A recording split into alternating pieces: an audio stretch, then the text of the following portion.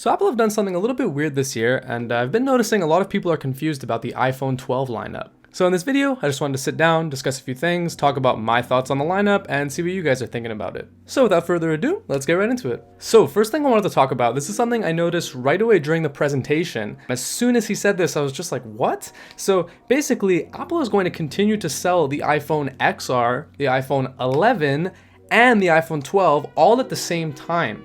Now this is a little bit weird because I'm gonna get into something later in this video, but the iPhone 12 is very similar to the 11. So for them to be releasing the 12 and still sell the 11 and the XR, I just think it's a bit of a weird business move by Apple. Seeing as that the iPhone XR and the 11 are almost damn near the exact same phone, aside from the ultra-wide camera which the 11 has and the newer processor. But I do find it very weird that Apple are going to sell the XR for $499, the 11 for $599, and the 12 for $699. I feel like they could have easily removed either or the XR or the 11, probably the 11 so that they could sell more 12s and just keep the XR as the budget model. But I just think it's a bit of a weird move, a little bit confusing to customers, and I think the lineup was a bit too big this year. Next thing I want to get into, the very controversial iPhone 12 mini. Now, the iPhone 12 and 12 Pro have already released at the time of shooting this video, but the 12 mini and the 12 Pro Max are actually going up for pre-orders on November 6th, and then they're going to be releasing on the 23rd. But the mini is going to be a very discussed phone. As you can see in the little diagram right here, courtesy of phonearena.com,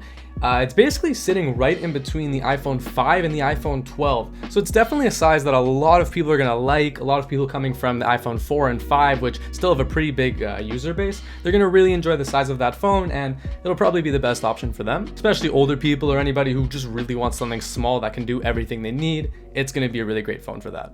Now, before I get into the pros, the iPhone 12, just the regular model iPhone 12, how do I feel about it? Well, it's a bit of a weird one. It is super similar to the iPhone 11. So the base model iPhone 12 is now going to come with an OLED screen, which previously was only on the 11 Pro. So that's definitely a big upgrade over the regular 11. But aside from that, the only other difference really that they have is the flat edge, which goes across the whole lineup of the new phones, as well as the newer processor. Although, to be honest, the A13 that they use in the iPhone 11 is already plenty fast. I really didn't see a huge need for the newer processor, but of course they're going to keep continuing as the technology gets better. But with the price difference of only $100, I could see a lot of people just making the bump up to go for the 12, because why not? It's the newest phone. Although the 12 in itself didn't do too much to impress me in all honesty. And with that, we're gonna get right into the next topic, which is the 12 Pro.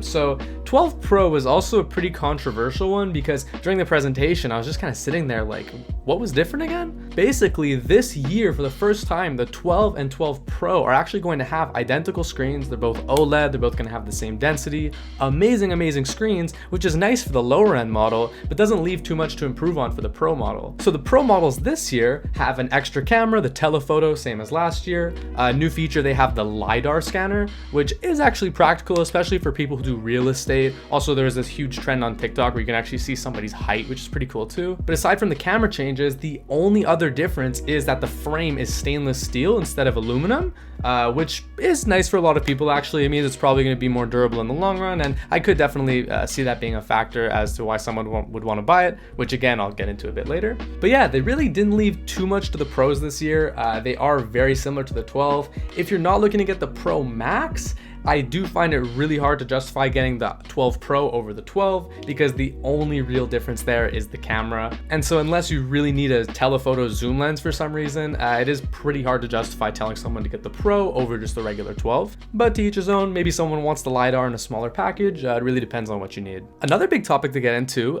something to keep in mind as well, is that now with the whole pandemic going on, of course, Face ID has been affected as you can't use it when you have a mask on. So to see this whole lineup of iPhones all with Face ID and Apple not really giving a direct solution to this problem, it is a little bit frustrating. I see a ton of customers in stores going around pulling their mask down, scanning their face, and it just kind of defeats the purpose. And I wish Apple would maybe push something to fix that problem a bit more. That's actually something that a lot of people are speculating are going to be in next year's iPhone, now that they have the new iPads with a Touch ID sensor right in the power button. It's very likely that that will come to the next iPhone, but again, it's something that would have been really nice to see on this model, especially during the current times we're in. But that, along with $100 120 hertz screen, which is just a lot smoother basically for when you're going on your home screen and playing games. That would have been something really nice to put on this one too, but Apple decided to hold off, which isn't the biggest deal for me personally. I still think the display on the iPhone is great, and I don't see a huge need for 120 hertz unless you're doing pretty heavy gaming. But yeah, so that covers the lineup of the 12 mini, the 12, 12 Pro, and the 12 Pro Max.